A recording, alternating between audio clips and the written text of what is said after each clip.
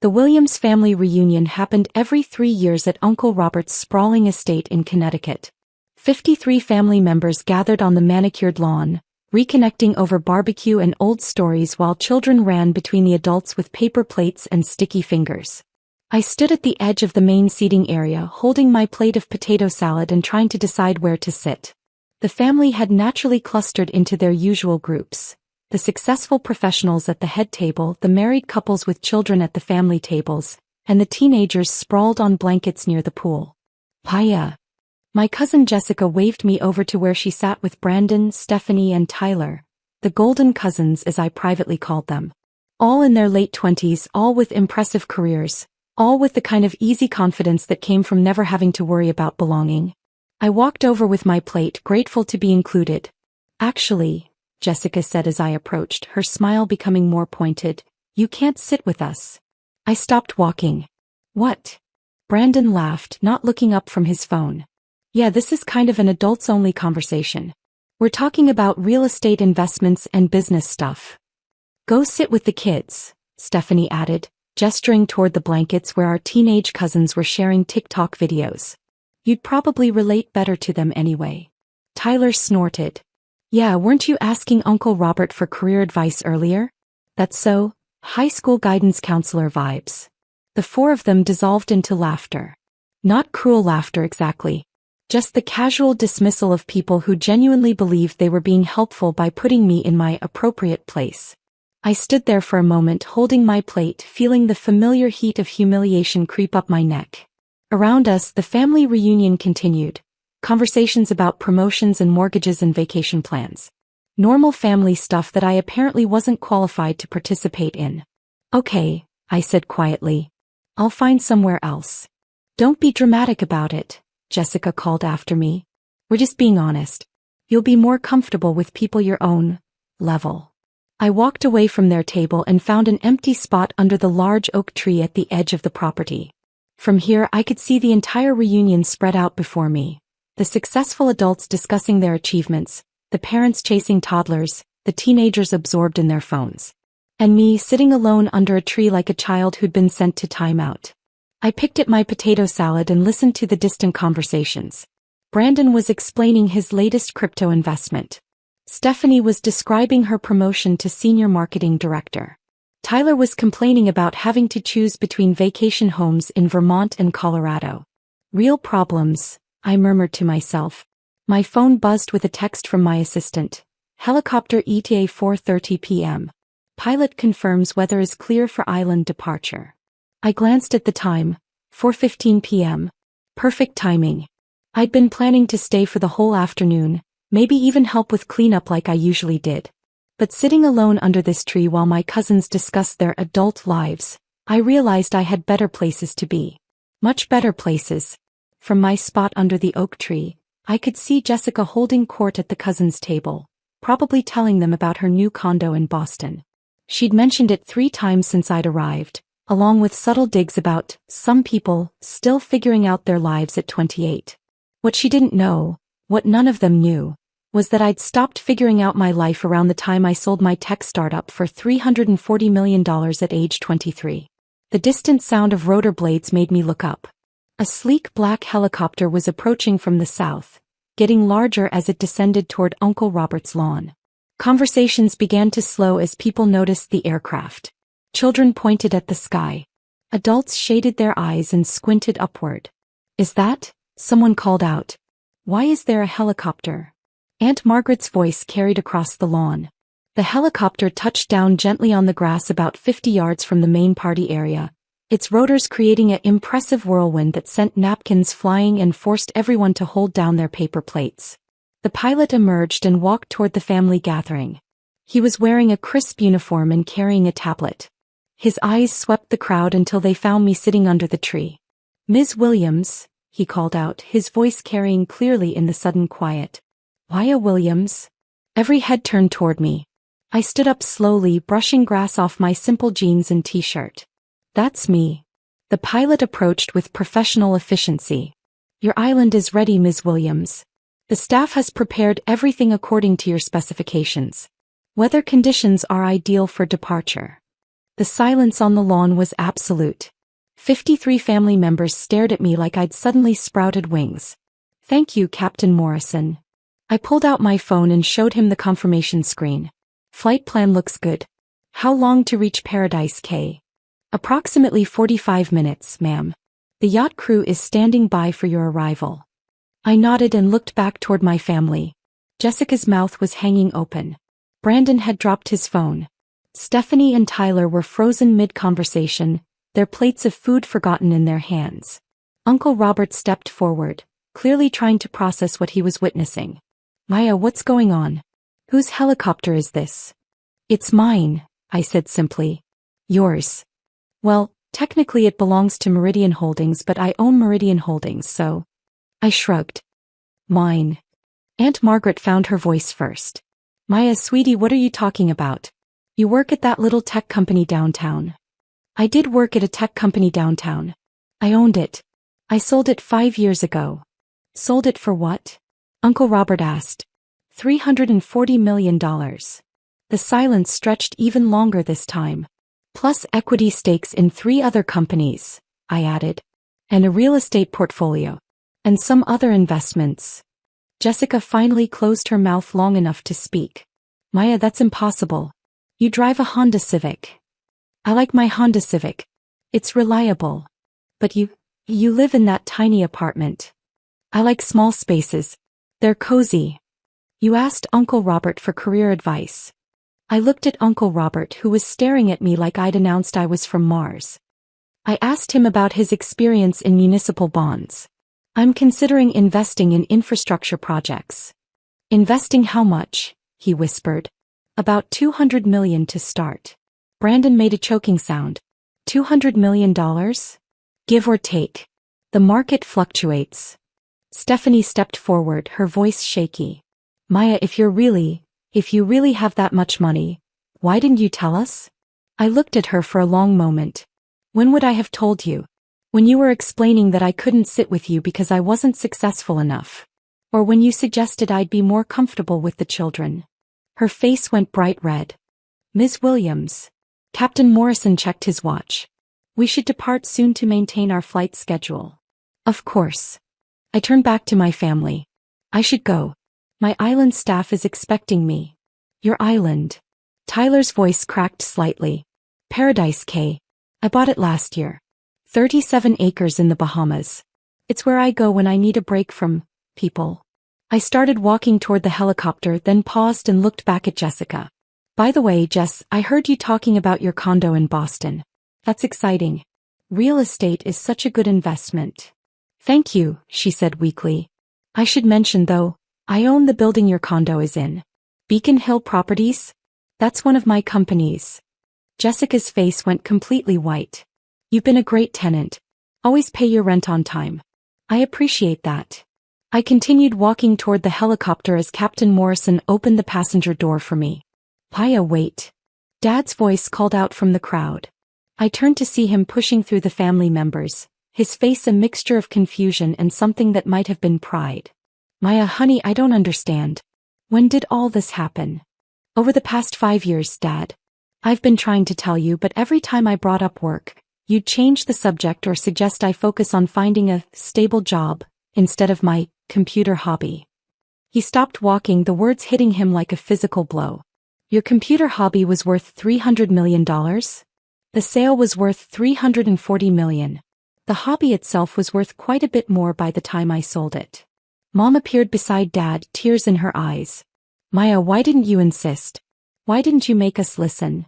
I looked at my parents, good people who loved me but had never quite figured out how to take me seriously. "Because I wanted you to be proud of me for who I was, not what I had. I wanted you to believe in me before you knew about the money." "We are proud of you," Mom said desperately. "Are you proud of me, or are you proud of my bank account?" She opened her mouth but couldn't find an answer. Captain Morrison cleared his throat diplomatically.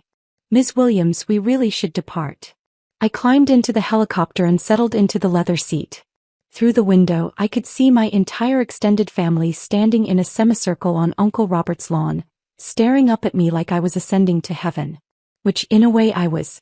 "Ready for departure, ma'am?" Captain Morrison asked as he settled into the pilot's seat. Ready.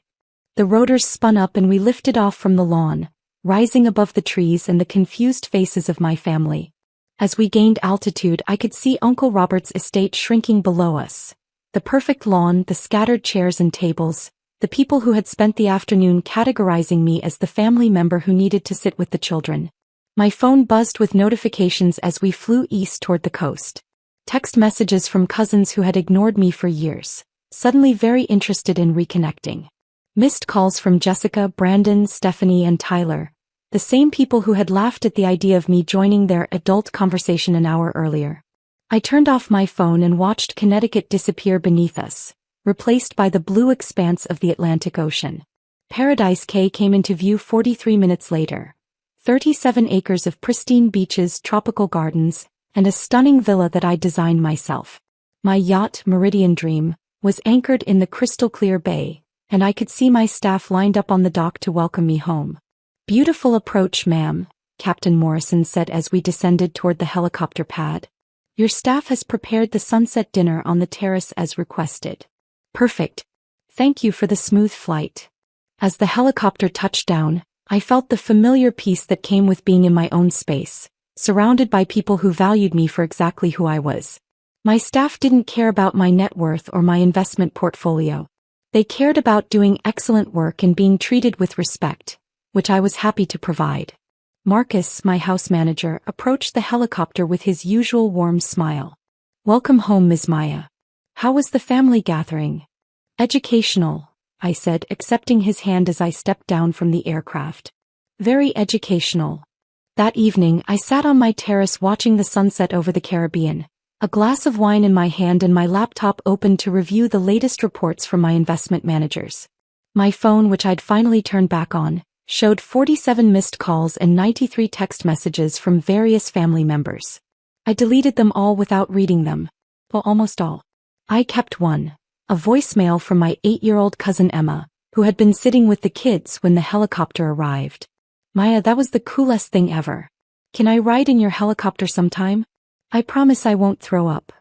I smiled and saved the message. The next morning, I received a formal letter delivered by courier to my Manhattan office. It was from Uncle Robert, written on his law firm's letterhead, apologizing for the family's failure to recognize your remarkable achievements, and requesting a meeting to discuss how we might better support each other moving forward. The letter mentioned my impressive business acumen 6 times and my generous spirit 4 times.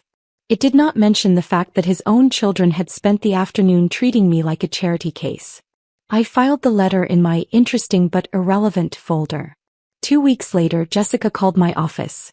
My assistant, Patricia, buzzed me to ask if I wanted to take the call. "What did she say?" I asked. "She said she's your cousin and she needs to apologize for some kind of misunderstanding at a family event." "A misunderstanding." That's what she called it. I considered this for a moment. "Put her through." "Paya." Jessica's voice was bright and nervous. "Oh my God, I'm so glad you answered. I've been trying to reach you for weeks. I've been busy." "I bet you have. Running all those companies and managing all those investments. I had no idea you were so accomplished. What can I do for you, Jessica?" "Well, first I want to apologize. For the reunion. For not letting you sit with us. It was a huge misunderstanding." "How was it a misunderstanding?" We didn't know. If we had known about your success, we never would have treated you that way." I leaned back in my chair. "So you're sorry you were rude to me because you found out I'm wealthy?"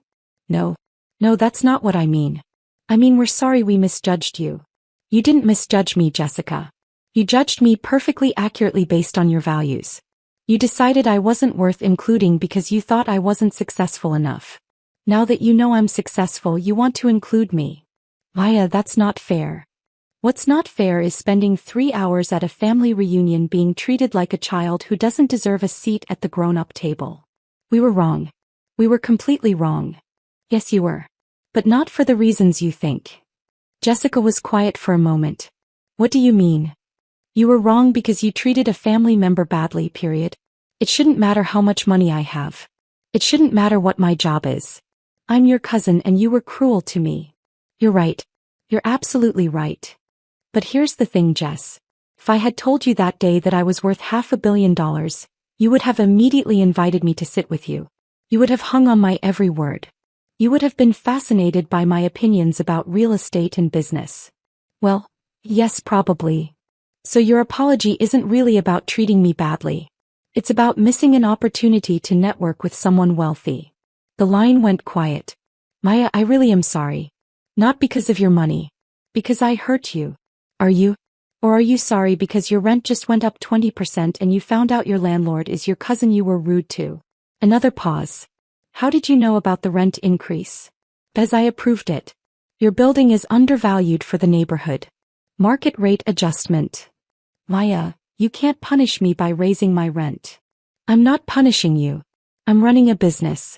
Your rent is still below market rate for Beacon Hill. But we're family. Yes, we are. And when I needed my family to treat me with basic respect, they told me to sit with the children. Jessica's voice became very small. What can I do to make this right? I looked out my office window at the Manhattan skyline. 12 of the buildings in my view were properties I owned or had investments in. Jessica's building in Boston was just one small piece of a portfolio that generated millions in revenue every month. Nothing, I said finally. Nothing. There's nothing you can do to make it right, Jess. Because you can't undo who you really are. And who you really are is someone who judges people by their bank accounts. That's not true. It's completely true. And you know what? That's your choice. But it's also my choice not to have people like that in my life. Maya, please. We're family. Family doesn't charge admission based on net worth. I hung up. 6 months later, I received an invitation to Tyler's wedding. It came with a handwritten note. Maya, I know we haven't talked since the reunion, but you're family and we'd love to have you there. Plus, would love to catch up about investment opportunities if you're free. I sent a beautiful crystal vase from Tiffany and a polite note declining the invitation due to a scheduling conflict. The scheduling conflict was a massage appointment on my island. A year after the helicopter incident, Mom called to tell me that the family had decided to cancel the Williams family reunions. Why?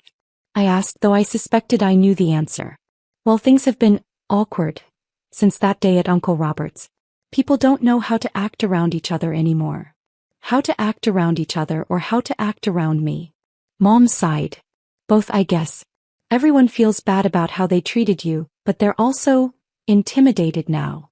Intimidated by what? By your success. By your money. They feel like they can't relate to you anymore. I almost laughed.